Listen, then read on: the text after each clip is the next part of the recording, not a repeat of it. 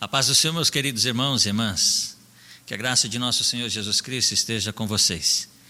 Irmãos, nós estamos em mais um culto online e que você aí da sua casa, em seu lar, possa estar nos acompanhando. E eu creio que Deus tem uma palavra para o seu coração. Hoje é um domingo de Páscoa e a mensagem vai ser voltada a esse respeito, falar sobre a Páscoa. E eu quero meditar com vocês em um texto da palavra do Senhor. Vai ser dois textos. Em primeiro texto que nós iremos ler, vai ser no segundo livro de Reis, no capítulo 23, o versículo 21 ao versículo 23, e depois nós iremos ler o Evangelho de Lucas no capítulo 22, do versículo 7 em diante. Amém? E o rei deu ordem a todo o povo, dizendo: celebrai a Páscoa ao Senhor vosso Deus, como está escrito no livro do concerto, porque nunca se celebrou tal Páscoa como essa desde os dias dos juízes que julgaram a Israel, nem todos os dias dos reis de Israel, nem tampouco dos reis de Judá. Porém, no ano 18º do rei Josias, esta Páscoa se celebrou ao Senhor em Jerusalém. Agora o Evangelho de Lucas, no capítulo 22, do versículo 7 em diante. Finalmente chegou o dia dos pães sem fermento, no qual devia ser sacrificado o cordeiro pascal. Então Jesus enviou Pedro e João, recomendando: ide preparar-nos a Páscoa para que ceiemos juntos. E eles lhes perguntaram: onde desejas que preparemos? Ao que ele lhes orientou: ao entrardes na cidade, encontrareis um homem carregando um pote de água. Seguiu até a casa em que ele entrar, e comunicareis ao proprietário da casa: o mestre manda indagar-te, onde é o salão de hóspedes, no qual podereis cear a Páscoa com os meus discípulos? Então ele lhes mostrará uma ampla sala no andar superior, toda mobiliada. Ali fazei os preparativos. E seguindo tudo, encontraram conforme Jesus lhe havia predito e prepararam a Páscoa. Quando chegou o momento, Jesus e os seus discípulos se reclinaram à mesa. Então ele lhes revelou: tenho desejado ansiosamente comer convosco esta Páscoa, antes da hora do meu sofrimento. Pois vos afirmo que não comereis novamente até que ele se cumpra no reino de Deus. E havendo pegado um cálice, ele deu graças e ordenou: tomai o cálice e partilhai entre vós. Pois vos declaro que de agora em diante não mais beberei do fruto da videira, até que venha o reino de Deus.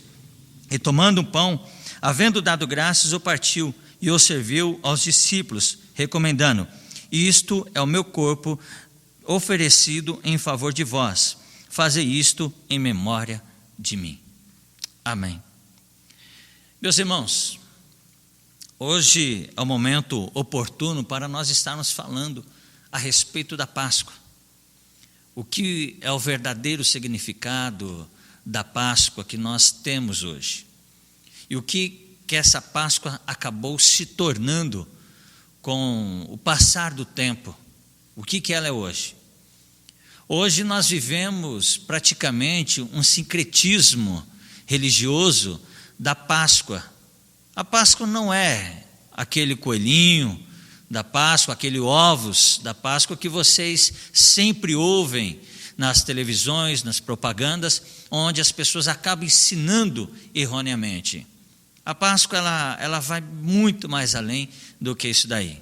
Ela já existe há muito tempo. O significado da Páscoa, ela vem desde do Êxodo. Se você olhar na Bíblia, no livro de Êxodo, no capítulo 12, você vai perceber que ali se inicia a Páscoa. A Páscoa, ela é a saída do povo judeu, do Egito, para uma nova terra que Deus estava dando para o seu povo. O povo judeu estava vivendo uma escravidão e depois eles iriam para uma terra que Deus havia prometido para eles. E aí nesse dia que acontece o último dia que Deus havia determinado que ele estaria passando naquele dia no Egito, que o anjo da morte estaria passando sobre o Egito. Mas o povo de Deus, ele deveria cumprir um ritual. Eles deveriam matar um cordeiro, e com o sangue daquele cordeiro, eles deveriam colocar sobre os umbrais da porta.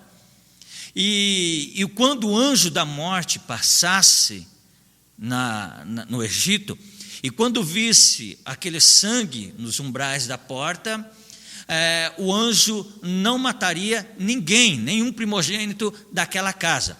Somente a casa que não tivesse o sangue nos umbrais da porta, o anjo da morte passaria por ali e acabaria matando o primogênito de toda a família. A Páscoa, ela significa, no hebraico, Pessar, que quer dizer passar por cima. Que o anjo da morte, ela passou por cima. E aí, conforme o tempo, se estabeleceu-se também a ordenança para o povo judeu celebrar a Páscoa, aquela Páscoa que eles, como se fosse um memorial deles, de uma saída da escravidão. Eles deveriam sempre se lembrar de quem eles eram, de que povo que eles eram, do Deus que eles serviam e dos livramentos que Deus estava dando para o seu povo. Então eles estavam saindo do Egito, estavam indo para a nova terra, a Canaã, que Deus havia prometido para eles. Eles deveriam rumo a essa conquista. E sempre celebrar a Páscoa com esta lembrança, com esta memória do passado, do Deus que agiu por eles. Então, esse é um significado da Páscoa para o judeu, que ela vem de uma tradição judaica. E conforme passar o tempo, as pessoas foram se esquecendo também desse verdadeiro significado da Páscoa. O próprio povo judeu, ele foi se esquecendo com o tempo. E o que aconteceu, que chegou até a época de Juízes, um juiz muito conhecido, profeta também, que Samuel celebrou naqueles períodos uma bela Páscoa naquela época. Depois de Samuel, não se houve uma celebração de Páscoa igual a essa que Josias ele faz. Josias primeiro ele faz uma reforma em Jerusalém, ele traz a restauração do povo de Deus, ele reforma toda Jerusalém, e aí depois ele vai celebrar a Páscoa. E a Bíblia fala que ele trouxe uma celebração que desde a época dos juízes não se havia uma Páscoa como esta. Ele estava celebrando a Páscoa. Irmãos, muitas vezes o que dá a entender aqui é que o tempo e a mesmice, ela pode levar a um certo esfriamento espiritual. Muitas pessoas parece que têm o desejo, parece que consegue apenas se movimentar se tiver alguma novidade. Como se aquele ritual que eles estavam praticando não fosse mais suficiente. Eles não fossem mais suficiente para sustentar a crença que eles tinham e a tradição que eles tinham. Muitas pessoas também vivem uma vida assim dentro da igreja. Acham que estar na igreja é uma mesmice, estar participando do culto ou outros trabalhos dentro da igreja. Ou se você pega um exemplo de um culto de domingo, talvez as pessoas possam dizer e falar, olha, é sempre a mesma coisa, sempre a mesma palavra, sempre a mesma mensagem, sempre os mesmos hinos. Tome cuidado com isso. Tome cuidado, porque você pode acabar indo ao caminho, ao sincretismo religioso, tendo que colocar mais coisas no culto para incrementar o seu culto, para você se sentir melhor.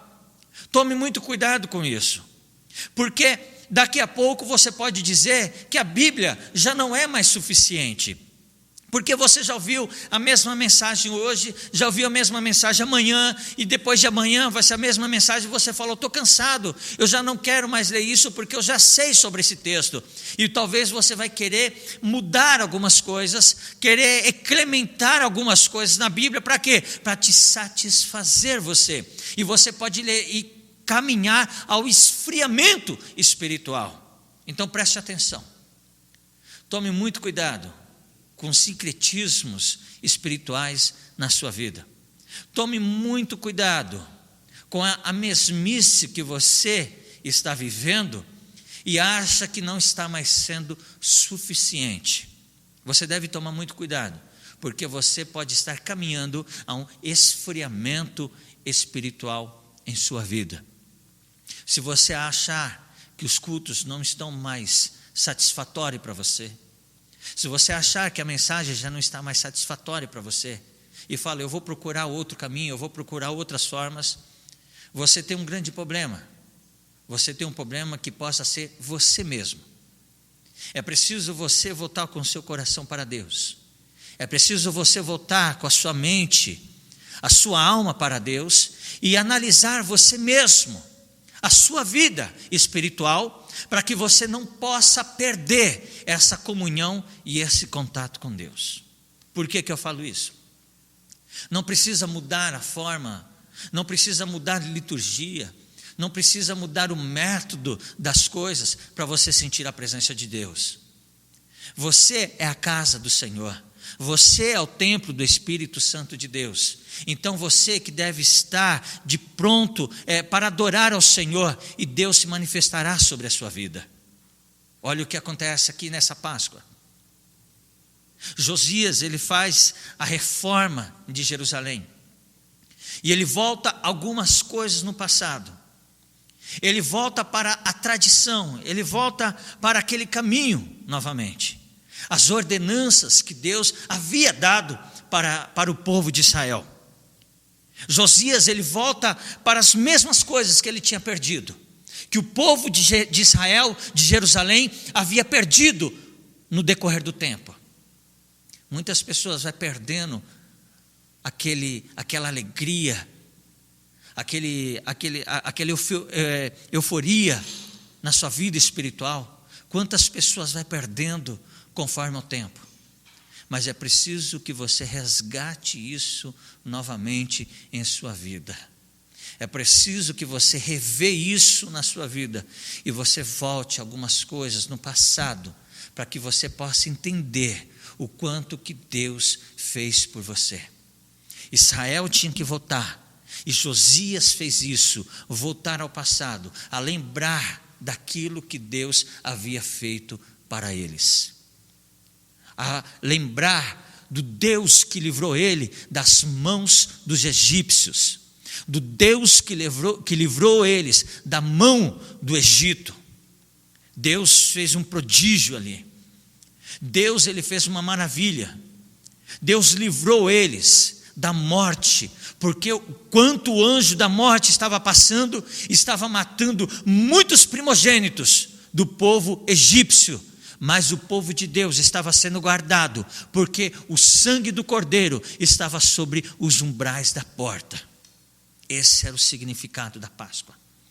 Então eles deveriam celebrar com alegria esse momento, com a lembrança do passado.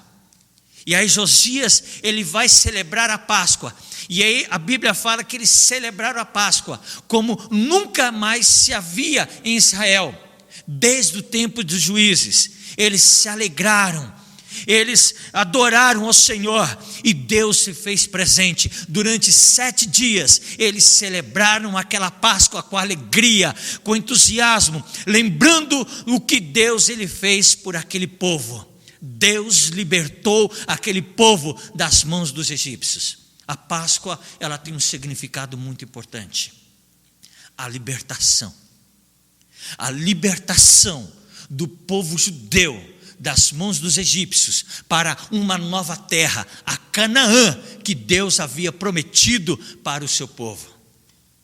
Mas aí, com o passar do tempo, chega em Jesus Cristo, ele vai também celebrar a Páscoa com os seus discípulos.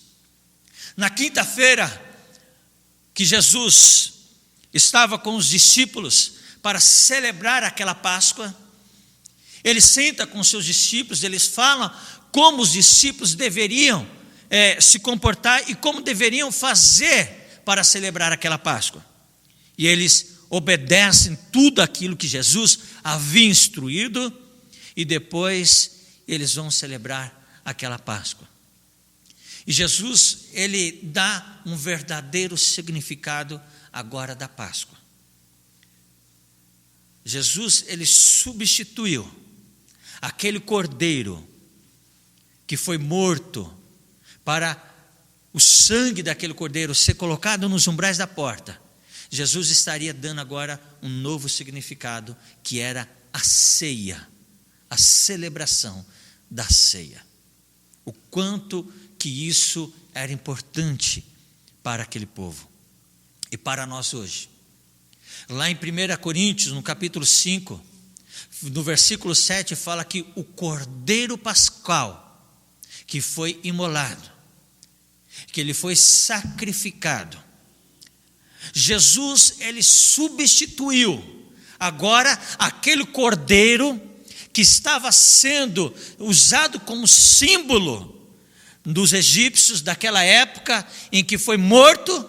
Agora Jesus estava usado agora sendo como o cordeiro pascual, ele que foi morto e o seu sangue aspergido na cruz para nos dar também a vida, a libertação, onde nós estávamos aprisionados nas garras do diabo, nós estávamos aprisionados no pecado, na podridão deste mundo. Cristo nos resgatou, Cristo nos comprou com seu sangue aspergido lá na cruz. Ele nos deu a liberdade, ele nos libertou, ele nos transformou. A Páscoa não teria sentido nenhum, não teria sentido nenhum mais se Cristo não ressuscitasse. Mas Cristo ressuscitou naquele domingo de Páscoa, ele ressuscitou e nos garantiu também a vida eterna, nos resgatando com seu amor, com seu sangue lá na cruz. Ele nos deu um novo significado, a celebração da ceia, ele substituindo aquele modo do cordeiro sendo morto para celebrar a Páscoa. Agora Jesus estava substituindo pela a ceia, e carece trazer 3 coisas que eu quero falar para os irmãos, muito importante, para que nós devemos estar atentos sobre esse significado da ceia. O que é a Páscoa, o que era a Páscoa antigamente para os judeus, para a tradição judaica, e o que é a Páscoa para nós hoje. É a ceia do Senhor, a celebração da ceia. E ela tem 3 significados muito importantes. O que ela nos arremete? Primeiro, a ceia, ela nos arremete ao passado. Quando Jesus, ele fala: fazer isto em memória de mim. Jesus, ele fala que nós devemos celebrar a ceia em memória do Senhor, alguém que fez algo pelo seu povo. E o que Jesus ele fez? Primeiro é uma ordenança. Olha como que há um paralelismo aqui referente à Páscoa e à ceia. Que a Páscoa eles deveriam celebrar em memória daquilo que Deus havia feito para eles no passado, da libertação. E nós também devemos lembrar também de Jesus Cristo, quando ele fala: fazer isto em memória de mim. Ele estava dizendo: façam isso em memória de mim, porque ele não está morto, ele vive. Ele vive. O que ele falou era antes da sua morte, porque no dia seguinte ele iria ser morto, mas ele já estava falando: fazer isto em memória de mim.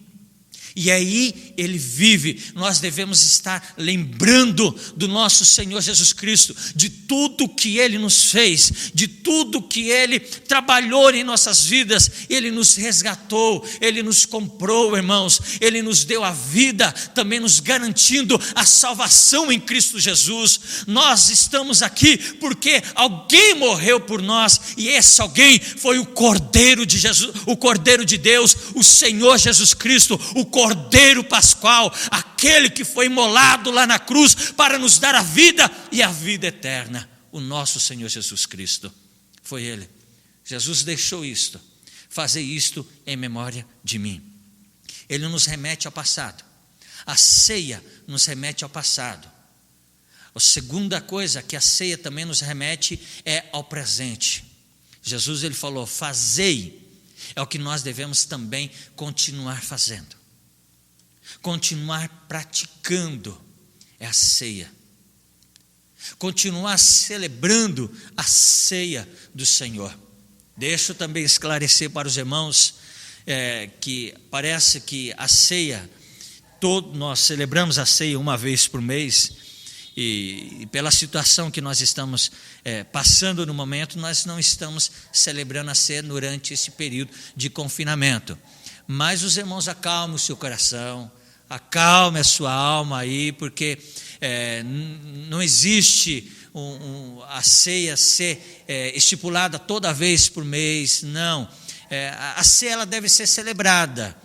A ceia ela vai ser celebrada. Quando tudo isso passar, nós estaremos juntos também celebrando a ceia do Senhor, meus irmãos. Então, acalme o seu coração, vai chegar este momento e nós vamos celebrar a ceia do Senhor Jesus Cristo.